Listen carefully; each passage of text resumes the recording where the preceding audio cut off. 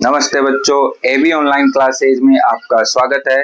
पिछले कुछ वीडियोज में अपन ये पढ़ चुके हैं कि बहुपद के अंदर सारी की सारी प्रॉपर्टीज यानी शून्य निकालना, उनकी परिभाषा, उनको बनाना किस तरीके से अपन करते हैं। लेकिन इस वीडियो में हम ये देखने वाले हैं कि ऐसे प्रश्नों को अपन सॉल्व करेंगे जो आपकी बुक के अंदर नहीं है, लेकिन परीक्षा की दृष्टि से इतने महत्वपूर्ण है कि लगभग हर वर्ष उनमें से एक प्रश्न ऐसा पूछा जाता है। तो उनमें किस तरीके से अपन सवालों को हल करेंगे वो इस सवाल में अपन देखने वाले हैं। तो वीडियो के साथ आप बने रहिए ताकि आपका एक भी प्रश्न इस पूरे के पूरे चैप्टर से गलत ना हो। जैसे देखो, इसके अंदर हमने कुछ महत्वपूर्ण प्रश्नों को लेके आए हैं जो आपको सोल्व करवाएंगे। और देखो, उनमें से पहला क्वेश्चन है कि यदि बहुपद P x x square minus 2x minus 15 के शून्यक अल्फा व बीटा है। तो देखो, सबसे पहले ये कितने घात का शून्यक है? बहुपद है अपना, दो घात का बहुपद है। तो इसके कितने शून्यक होंगे? तो इसके सिर्फ दो शून्यक होंगे जो उसने अपने को अल्फा व बीटा दे रखा है। और हमसे अल्फा गुणा बीटा का मान पूछा है, अर्थात अल्फा बीटा दोनों गुणा में है, अर्थात दोनों शून्य गुणा में है। और शून्यकों का जो गुणनफल होता है वो अपन जानते हैं कि अपन ने क्या पढ़ा था शून्यकों का गुणनफल, कि शून्यकों का गुणनफल बराबर होता था अपना सी बटा ए। तो सी और ए दोनों की वैल्यू अपन इससे निकाल लेंगे। कैसे निकलेगी? इस बहुपद की व्यापक बहुपद A X square plus B X plus C से अपन तुलना करेंगे और ए बी सी का मान निकालेंगे और अपना गुणनफल निकाल लेंगे जो क्या होता है सी बटा ए है। तो सबसे पहले अपन बहुपद की व्यापक बहुपद से क्या कराते हैं, तुलना करवाते हैं। तो सबसे पहले व्यापक बहुपद A X square plus B X plus C से हम इसकी तुलना करते हैं। क्या करेंगे? तुलना करने पर, अब देखो, तुलना करने पर हमें ए बी और सी का मान क्या प्राप्त होता है। तो देखो, एक्स स्क्वायर के साथ जो गुणा में होता है वो हमारा ए होता है। तो यहाँ एक्स स्क्वायर के साथ कुछ नहीं है, इसका मतलब हमेशा गुणा में क्या होता है, एक होता है। तो ए का मान आएगा बेटा ए। एक्स के साथ जो गुणा में होता है वो हमारा बी होता है, और एक्स के साथ यहाँ गुणा में -2 है तो हमारा बी का मान होगा बेटा -2। अब फिर कांस्टेंट टर्म अचर पद होता है वो हमारा सी होता है, और यहाँ पर कितना दे रखा है -15। तो इसलिए सी का मान आएगा बेटा -15। अब हमें शून्यकों का गुणनफल देखना है। तो गुणनफल अब हम निकालेंगे। तो देखो, गुणनफल होता है अल्फा गुणा बीटा, जिसका क्या फॉर्मूला होता था, सी बटा ए।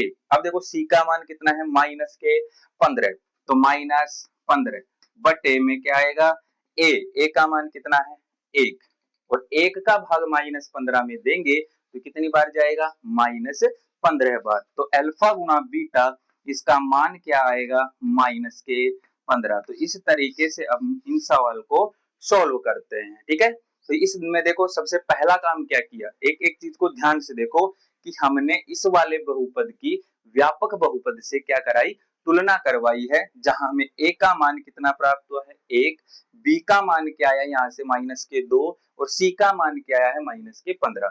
और अल्फा और बीटा दोनों गुणा में है तो गुणनफल का फॉर्मूला होता है सी बटा ए। सी का मान -15 बटा ए का मान 1, और 1 का भाग -15 में दिया तो कितना आया हमारा -15। इसलिए शून्यकों का गुणनफल हमारा प्राप्त होता है -15। अब इसी तरीके से देखो दूसरा सवाल अपन देखते हैं।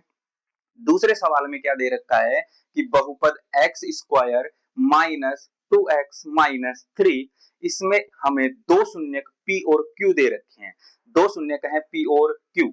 तो क्यों?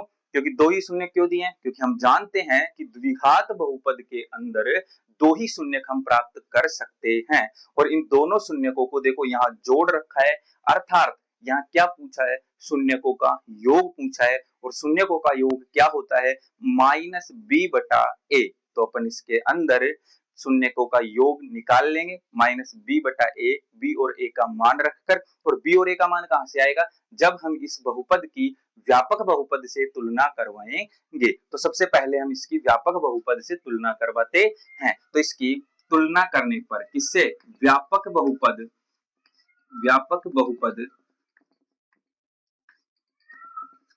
ए X square plus B X plus C से तुलना करवा देते हैं, इससे इसकी तुलना करवा देते हैं। अब तुलना के अंदर सबसे पहले देखो एक्स स्क्वायर के साथ जो होता है वो ए होता है, यहाँ एक्स स्क्वायर के साथ कुछ नहीं है, मतलब ए का मान क्या आएगा ए, तो ए बराबर आएगा बेटा ए। बी का देखो एक्स का गुणांक होता है वो होता है बी, यहाँ एक्स का गुणांक -2 है इसलिए बी का गुणांक आएगा बेटा -2। सी का अचर पद होता है और वो कितना है -3, तो अचर पद आएगा अपना -3। अब यहाँ पर देखो दोनों का योगफल ज्ञात करना है, तो हम यहाँ से योगफल निकाल लेंगे। तो योगफल क्या होता है बेटा, योगफल p प्लस क्यू क्या होगा हमारा -k b a। तो यहाँ से p प्लस क्यू बराबर देखो माइनस एज इट इज रहेगा, b की वैल्यू देखो कितनी है -2, तो यहाँ रखा हमने b की जगह -2 और बटे में a की वैल्यू कितनी है 1।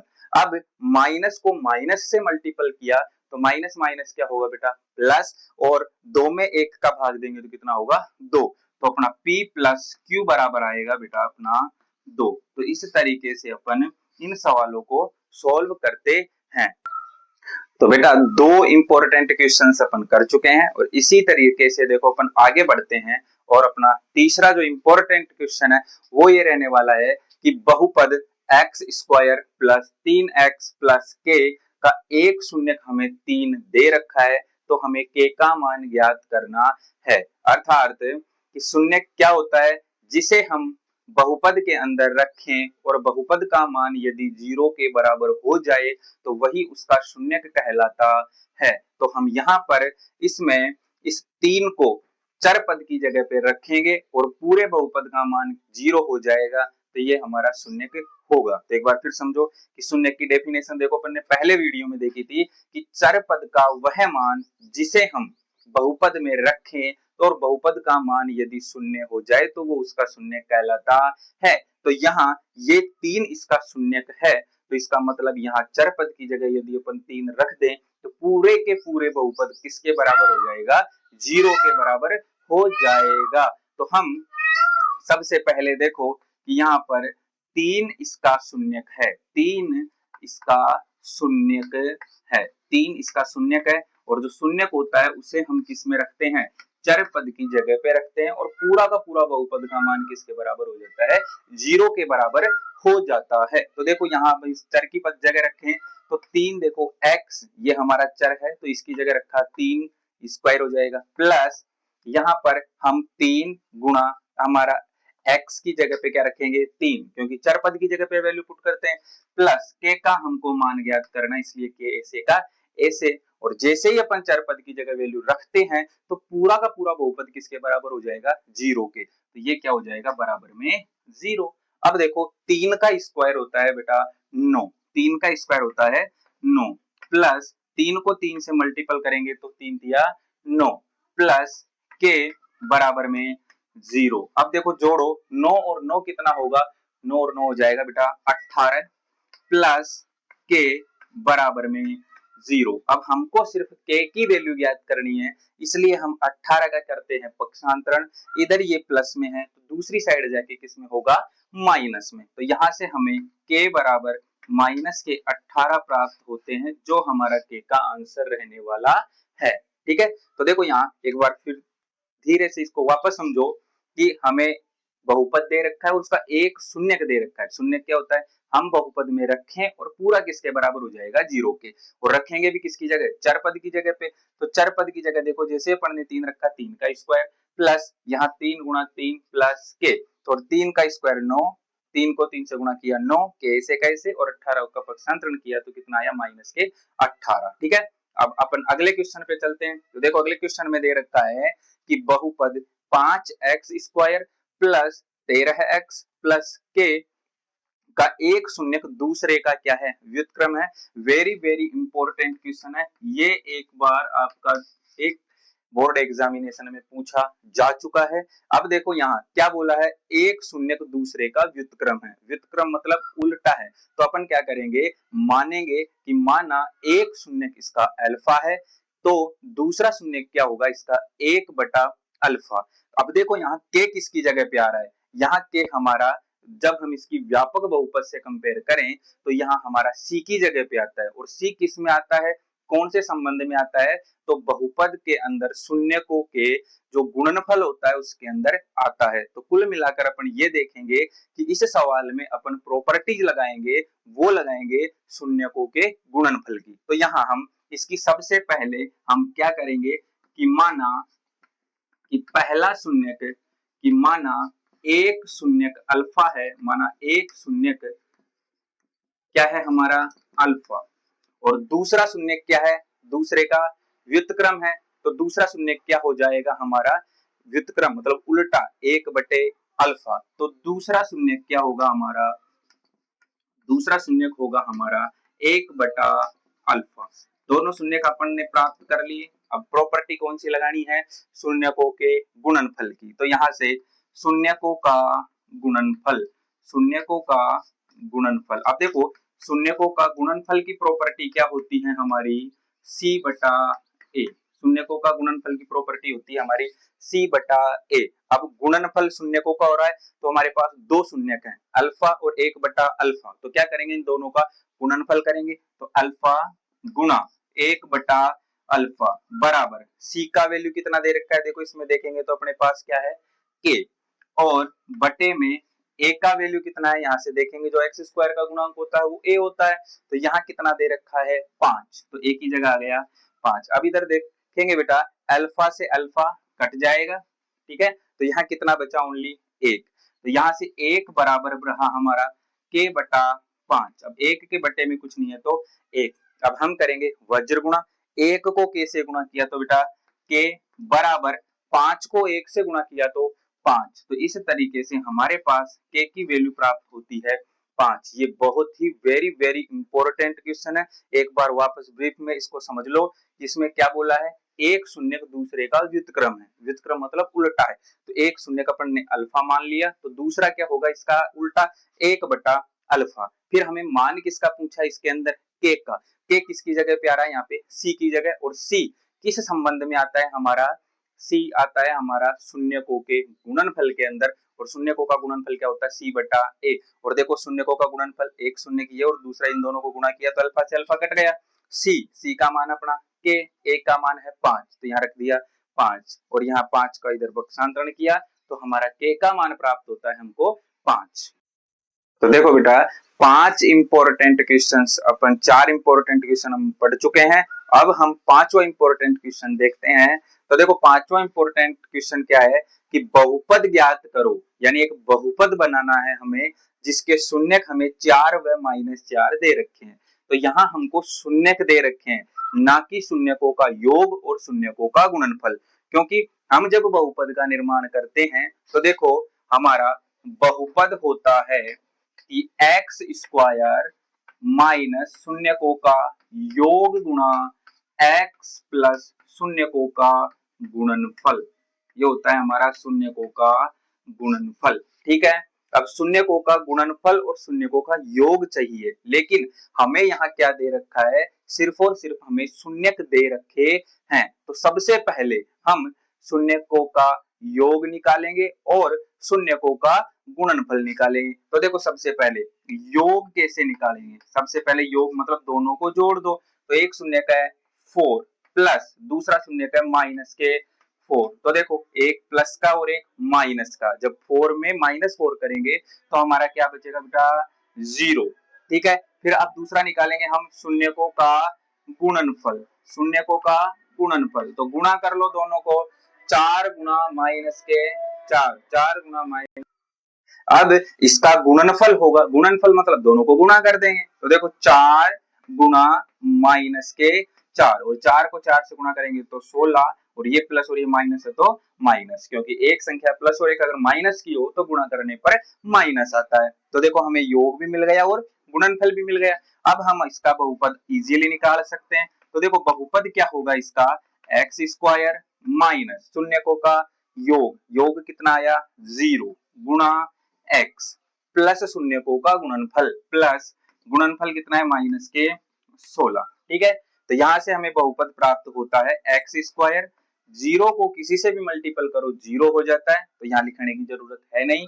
और देखो प्लस को माइनस से गुणा करेंगे तो माइनस और कितना है 16, तो हमारा बहुपद प्राप्त होता है बेटा एक्स स्क्वायर माइनस के 16। ठीक है, अब अगला क्वेश्चन है कि पी एक्स बराबर ए एक्स प्लस एक, जहां ए जीरो के बराबर नहीं हो सकता का एक शून्यक है। तो देखो यहाँ x की अधिकतम घातांक कितनी है, एक, तो इसलिए ये एक रेखिक बहुपद है। और हम ये भी जानते हैं कि रेखिक बहुपद का शून्यक भी कितना प्राप्त होता है हमें, एक। और शून्यक प्राप्त करने के लिए रेखिक बहुपद में हम पूरे के पूरे बहुपद को जीरो के बराबर रखते हैं और उसमें से उसका पक्षांतरण करके चर पद का मान निकाल लेते हैं, वही उसका शून्यक होता है। तो यहाँ हम निकालेंगे इसका शून्यक, तो कैसे करेंगे, ए एक्स प्लस एक, इसको जीरो के बराबर रखेंगे और शून्यक क्या होता है, चर पद का मान होता है, तो यहाँ हम चर पद का मान निकालेंगे। तो यहाँ देखो सबसे पहले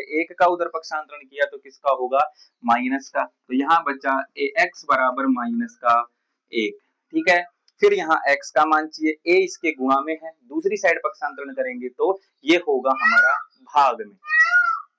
ठीक है, तो x बराबर होगा हमारा माइनस का एक बटा एक, तो ये हो जाएगा हमारा इस वाले बहुपद का शून्यक। ठीक है, तो ये इस तरीके से निकालते हैं हम एक घात वाले बहुपद का शून्यक।